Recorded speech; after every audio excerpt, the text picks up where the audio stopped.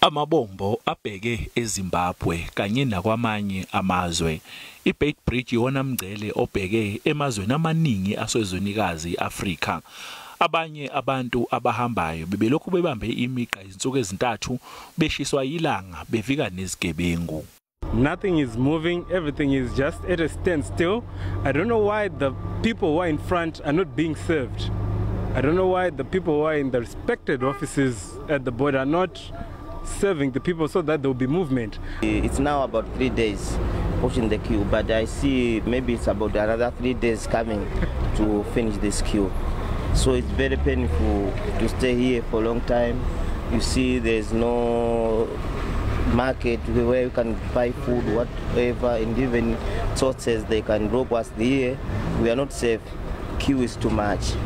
Yeah, I want to go home and I've been waiting here for 2 days now. As you can see, this queue looks like we'll stand for another day or two. Umnyango wezokuthutha uthi usebenzisana nomnyango wezasekhaya ukuze kuqedwe isinyokotho sabantu.